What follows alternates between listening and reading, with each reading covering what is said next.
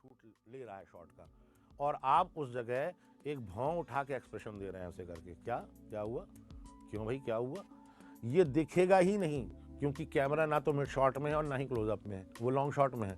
तो long shot में कैसे दिखेगा कि एक भौंक कैसी जा रही है। इसका मतलब ये है कि एक फिल्म एक्टर को जितना एक्टिंग के ऊपर काम करना आना चाहिए, उतना ही उसको कैमरा और कैमरा टेक्निक्स के बारे में पता होना चाहिए, क्योंकि ये टेक्निकल माध्यम है। अगर आपके यहाँ लेपल लगा हुआ है और आप चिल्ला चिल्ला के बोलना शुरू कर दिए, अगर आपका फ्रेम इतना है और आप ऐसे कर करके एक्टिंग करना शुरू कर दिए, देखिए आप कैसा अभिनय लग रहा होगा, ये कितना ख़राब लग रहा होगा। कई बार हम प्रॉपर्टी लेते हैं, कोई चीज़ लेते हैं और पता चला उससे अपना मुंह ही ढक लिया, हमारा चेहरे का एक्सप्रेशन ही चला जा रहा है। टेलीफोन का रिसीवर उठाया तो कान पे रखने की बजाय हाँ हाँ हाँ मैं कह रहा हूँ, हाँ हाँ वो हाँ हुआ था, अब देखिए पूरा चेहरा इधर से उधर घूम रहा है और प्रॉपर्टी का भी कोई मतलब नहीं निकल रहा है। फिल्म एक्टिंग है सटलिटी, सटल, बी सटल। अगर आप किसी चीज़ को छूना है, छूना है। अगर आपको किसी तरफ देखना है, देखिए। अगर आपको किसी को नहीं देखना है, मत देखिए, कैमरा उसको ढंग से कैप्चर कर लेगा। लेकिन अगर आपको ये नहीं मालूम कि कैमरा कहाँ है, आपको अगर ये नहीं मालूम कि शॉट क्या है, आपको ये नहीं मालूम कि कैमरामैन कर क्या रहा है फ्रेम के साथ, आप कितना भी अच्छा अभिनय कर रहे हो, दर्शकों तक वो कम्युनिकेट होगा नहीं। और मैंने शुरू से ही आपको कहा है, acting is the art of communication. मैंने आपको बताया कि कैमरे की एक्टिंग दरअसल कैमरे के फ्रेम के अंदर एक्टिंग करने की कला है। तो इसका मतलब ये तो नहीं है कि आप हमेशा ही फ्रेम में होंगे। कैमरे के फ्रेम में एंट्री होती है, कैमरे के फ्रेम में एंट्री के बाद रुकता है, या हो सकता है कि कैमरे के फ्रेम में एंटर करते हुए निकल जाए 1 सेकंड के लिए रुक के। तो आपको सबसे पहले अपने फुटमार्क देखने पड़ेंगे, मतलब जहां आपको आके रुकना है। वो बहुत इंपॉर्टेंट चीज़ है, क्योंकि कैमरामैन ने लेंस का फोकस उसी हिसाब से फिक्स करके रखा है और लाइट वाले ने लाइट उस हिसाब से एडजस्ट करके रखी है। अगर आप आधा इंच या पौन इंच भी इधर उधर हो जाते हैं, पूरे शॉट का कंपोजिशन जिसे कहते हैं या एक्सपोजिशन जिसे कहते हैं, वो ख़राब हो जाएगा। जैसे मैं आपके सामने इस समय फ्रेम में खड़ा हूँ, अब मैं फ्रेम में एंटर होके कैमरे की तरफ देख के कुछ बोलूँ तो कैसे करेंगे। मैं सबसे पहले मार्क कर लूँगा कि मुझे कहाँ रुकना है, मैं वहाँ पे एक टेप लगा लूँगा, उसके बाद मैं फ्रेम से बाहर हो जाऊँगा। उसके बाद मुझे अंदाज़ा है कि मैं 1 और 2 कदम चलूँगा और ये फ्रेम इन हो गया। मैं 2 कदम में मुझे टर्न होना है, तो पहले कैमरा रिहर्सल के लिए प्रैक्टिस करेंगे, 1 2 टर्न एंड लुक। तो अब देखिए, अगर मैं यहाँ की जगह यहाँ खड़ा हो गया, फ्रेम डिस्टर्ब हो जाएगा।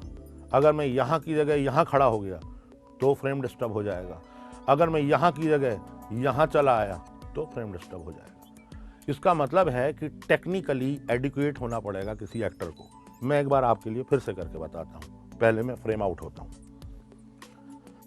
1 2 टर्न, जो डायलॉग बोलना है डायलॉग बोला। उसके बाद मान लीजिए जाना है, अरे भाई तुम कहाँ थे, फ्रेम आउट हो जाना। कई बार ये होता है कि हम फ्रेम से सिर्फ गुजरते हैं, पासिंग शॉट जिसे कहते हैं। पासिंग शॉट में सिर्फ गुजरती हुई चीज़ें दिखाते हैं, उसमें रुकना नहीं है, कैमरे को भी नहीं देखना है। शायद मान लीजिए हम शॉट ले रहे हैं कि सड़क से गुजरता है एक आदमी, तो सड़क से गुजरता आदमी ऐसे करके तो देखते हुए जाता नहीं है ना, इसका मतलब सीधे आता होगा।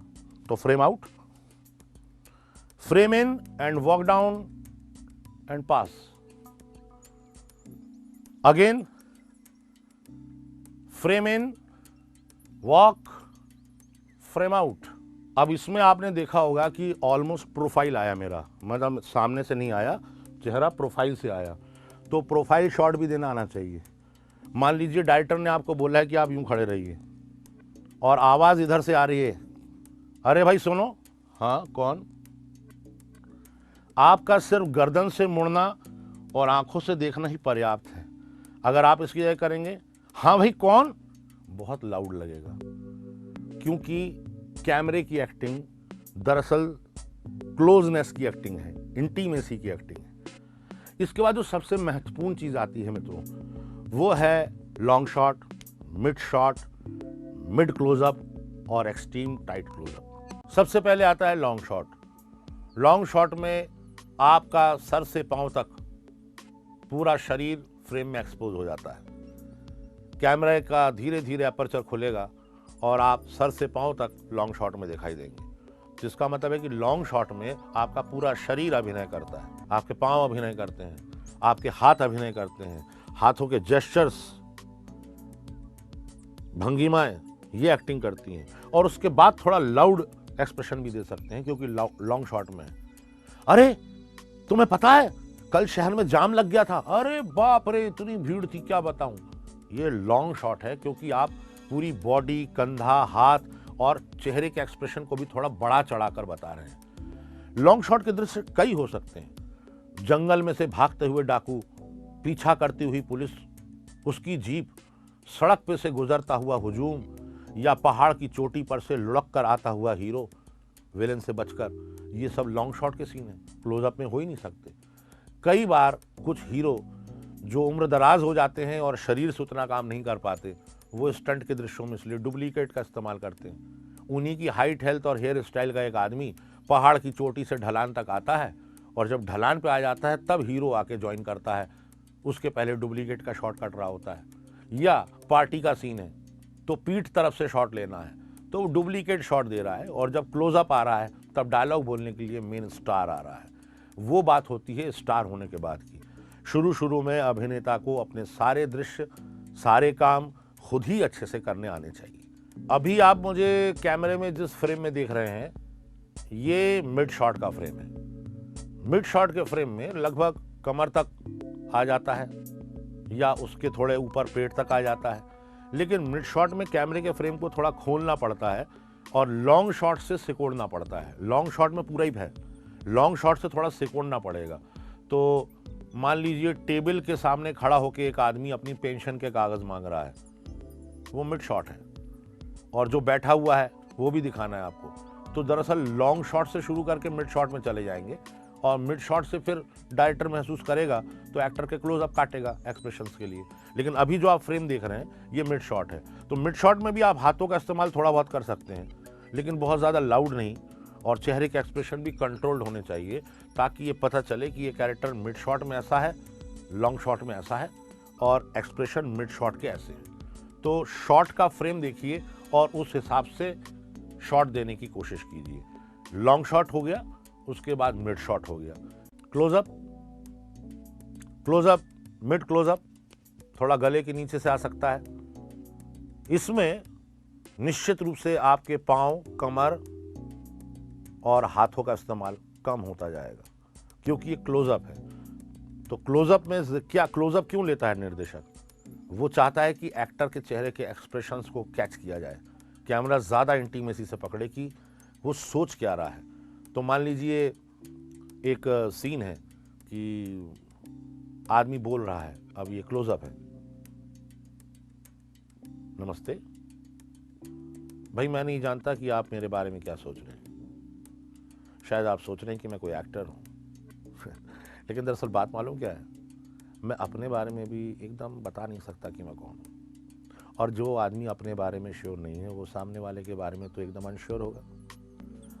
इसका मतलब यह है कि जब हम क्लोजअप दे रहे हैं तो हमारा सारा जोर स्पीच की डिटेल और आंखों के एक्सप्रेशंस और फेशियल एक्सप्रेशंस पे होंगे। इससे भी ज़्यादा और डिटेल में जाएंगे तो सिर्फ आंखों का या सिर्फ चेहरे का एक्सट्रीम टाइट क्लोजअप डायरेक्टर या कैमरामैन ले सकते हैं। ये जो फ्रेम आप देख रहे हैं ये एक्सट्रीम टाइट क्लोजअप है।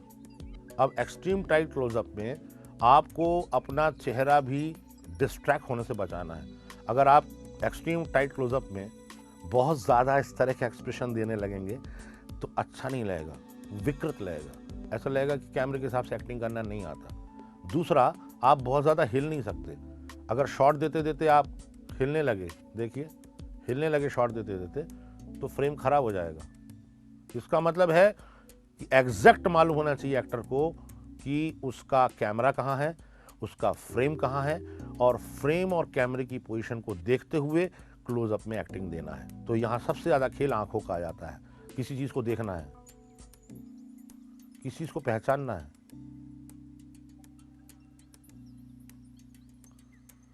किसी चीज़ से डरना है, या दुख है,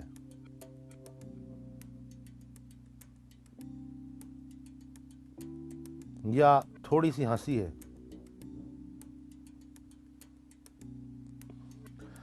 तो फ्रेम को जानिए, शॉट को जानिए और अपने एक्सप्रेशन को बेहतर बनाइए। तब फिल्म एक्टिंग के हिसाब से आप सीख सकते हैं कि कैमरे के सामने शॉट कैसे दिया जाए। सवाल ये है कि जो चीज़ें मैं आपको बता रहा हूँ इसको आप अकेले में कैसे प्रैक्टिस करें, क्योंकि ये सारे अभ्यास सिर्फ समझने के लिए या समझाने के लिए नहीं है या बताने के लिए नहीं है। अभिनय करने की चीज़ है, इसलिए अभिनय के जितने अभ्यास हैं वो भी करने की चीज़ है, और जब तक आप इसकी प्रैक्टिस नहीं करेंगे आप इसमें मास्टरी नहीं ला पाएंगे। तो करने का तरीका बड़ा आसान है। आप अपने घर के सामने मेज़ पर या ड्रेसिंग टेबल पर या अलमारी में लगा कोई लंबा शीशा इस्तेमाल कीजिए। शीशे के सामने आप फ्रेम मान लीजिए कि शीशा ही फ्रेम है, शीशा जितना लंबा चौड़ा है वही कैमरे का फ्रेम है। अब उसमें आप टेप से मार्क कर लीजिए, सबसे नीचे तक मार्क कर लीजिए, वो आपका लॉन्ग शॉट हो गया। फिर आप मिड शॉट मार्क कर लीजिए, क्लोजअप मार्क कर लीजिए और एक्सट्रीम क्लोजअप। तो अलग अलग जगह पर अलग अलग मार्क हो जाएंगे टेप से, तो आपको फ्रेम दिखेगा कि ये फ्रेम है। अब आप शीशे के सामने फ्रेम मानकर फ्रेम में एंट्री लीजिए, जैसे मैंने लेके बताई थी। एंट्री लेकर लुक दीजिए, या उस फ्रेम के सामने से गुजरिए, या पलट कर आइए और फिर गुजर जाइए देखते हुए। तो आपको बार बार जब शीशे में देखकर आप प्रैक्टिस करेंगे आपको फ्रेम एग्जैक्ट समझ में आएगा, और उसी से आपको टेप मार्किंग से समझ में आएगा कि मिड शॉट, लॉन्ग शॉट और एक्सट्रीम टाइट क्लोजअप में शॉट कैसे देते हैं। ये चीज़ें प्रैक्टिस करने पर आपको इतनी आसानी हो जाएगी कि यकीन मानिए जब आप शॉट देने के लिए किसी फिल्म में जाएंगे या टेलीविजन में जाएंगे, कैमरामैन और डायरेक्टर को ऐसा लगेगा आप किसी शूटिंग से चले आ रहे हैं। आपको बहुत अच्छे से मालूम है कि कैमरा एक्टिंग क्या है। हो सकता है कि आप पहली बार दे रहे हो, लेकिन उनको ऐसा लगेगा कि इसे मालूम है कि बेसिक टेक्निक, बेसिक तरीके क्या हैं कैमरे के सामने एक्टिंग करने के। तो शीशा लीजिए, मिरर इमेज लीजिए, फ्रेम बनाइए, फ्रेम इन फ्रेम आउट होइए, लुक दीजिए और लॉन्ग शॉट, मिड शॉट और क्लोजअप की प्रैक्टिस जारी करिए।